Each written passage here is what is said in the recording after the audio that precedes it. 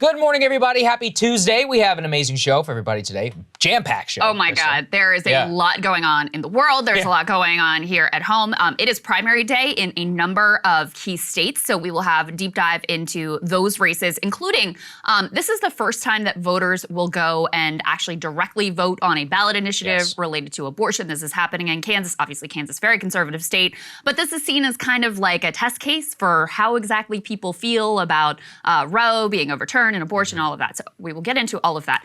There is also, though, so much going on around the world. We have Nancy Pelosi headed to Taiwan amid threats from the Chinese government, amid the Biden administration saying we really don't want her to go, but our policy hasn't changed.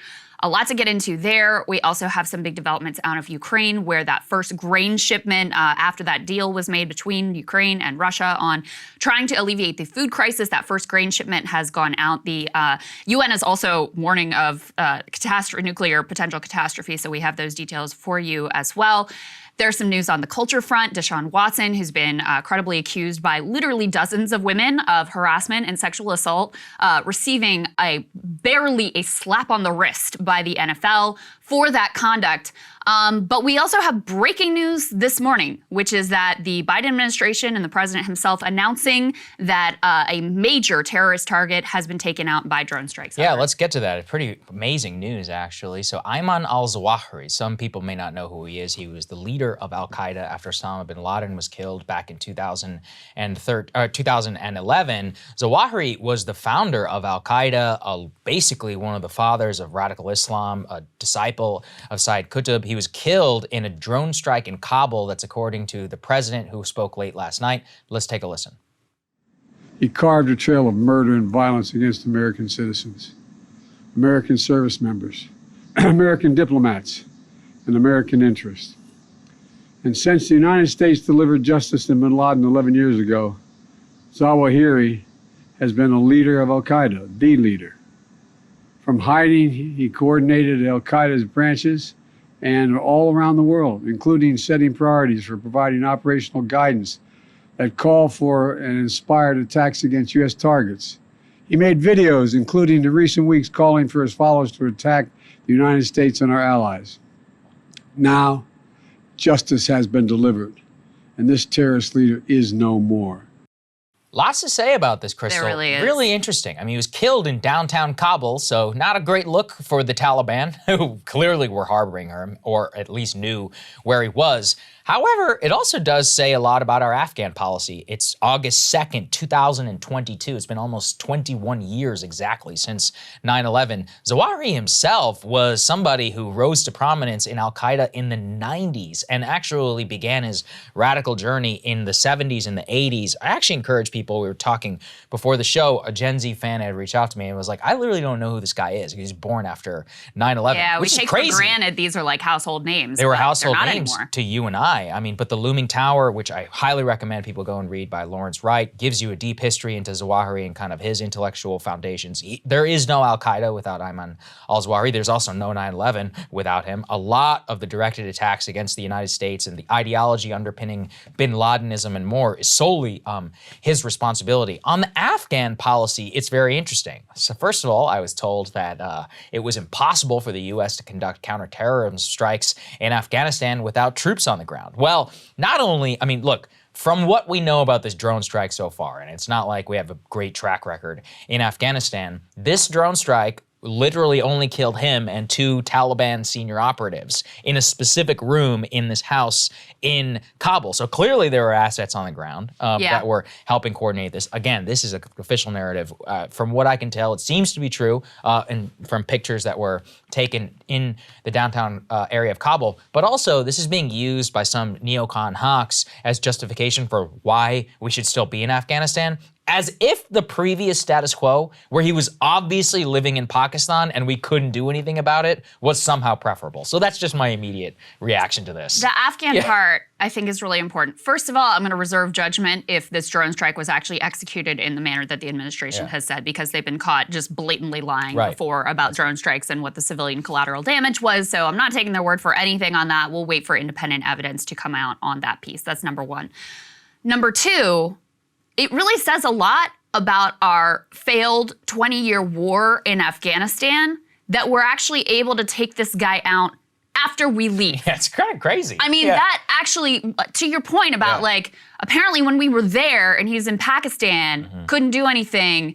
But now, and also, you know, under the Taliban, he clearly felt like he could live in downtown Kabul, no big deal, and it was going to be fine. So quite a brazen act from him. But it does call into question what exactly we were doing in Afghanistan for all of these years.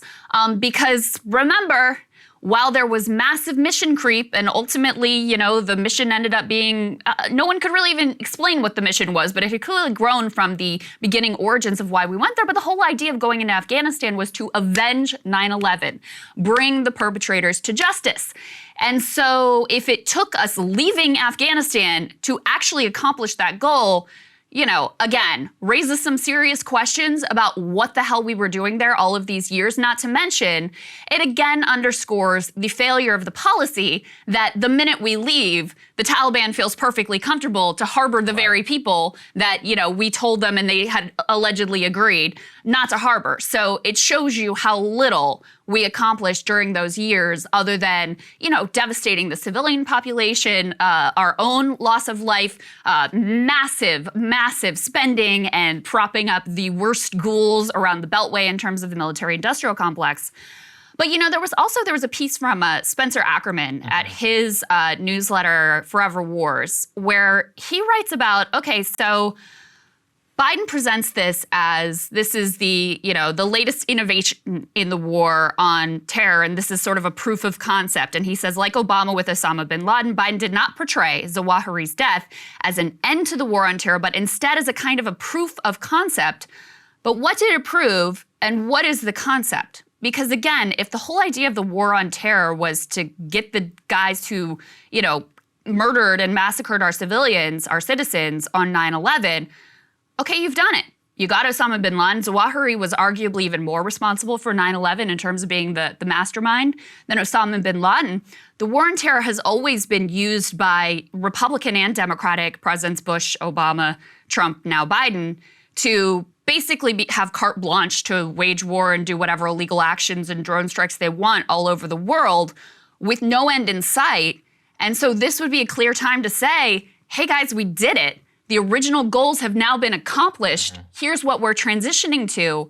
But of course, that's never what they're interested in doing. Instead, this is seen as a beginning rather than of an end. Yeah, I mean, it's really, like I said, 21 years in order to kill somebody should have been dead 21 years ago. I mean, we invaded Afghanistan, I want to say October of 2001. So 2 months after, or more than a month, I think a month and a half after 9/11 is when the first U.S. troops were actually on the ground there. The Battle of Tora Bora was shortly afterwards, where we clearly should have gone in and risked really everything. And I'm being honest here, like many American soldiers would have died.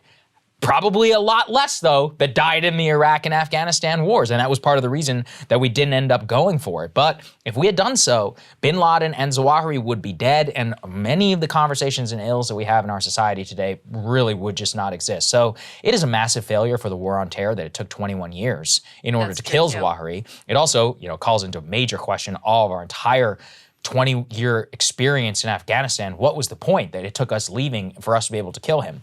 Everybody knew he was living in Pakistan. Everyone.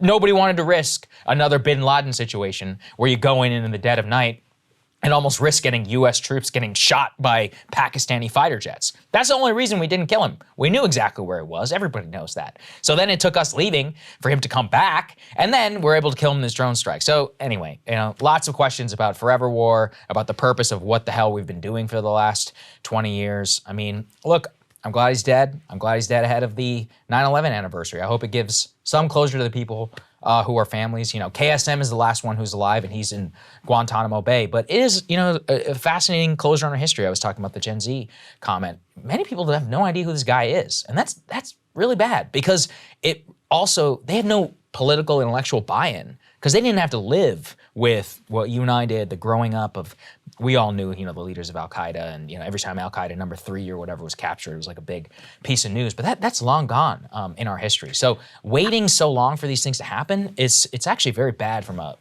societal point of view. I actually don't think it's a bad thing that Gen Z doesn't have this like direct formative experience that we had.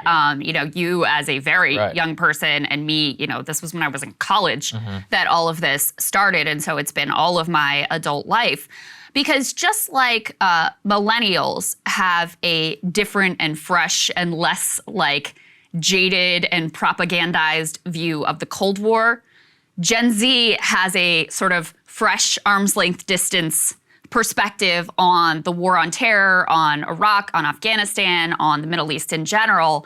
And I don't actually think that that's a bad thing, because it's hard to know when you're coming up in that era how much of the media that you're consuming is actually propaganda. Like even try as you might to have a lot of skepticism and not just sort of imbibe whatever the cultural narrative is. It's impossible to escape that unless you just weren't subjected to it from the beginning. So I don't think that's a bad thing, but it's a moment to reflect on the failures of across multiple administrations, of the lies that were told to the American people about what exactly we were doing in these countries. I think it's also a moment to reflect on our continued policy vis-a-vis Saudi Arabia, which has brought Biden right back to, the table with them in a way that he said he wasn't going to be. So our policy with regards to the Middle East hasn't really changed over all of these many years. And perhaps most importantly, to ask, what does this mean in terms of where we're going now and what powers we continue to allow these administrations to hold to get us into wars without even, there having to be a war declared?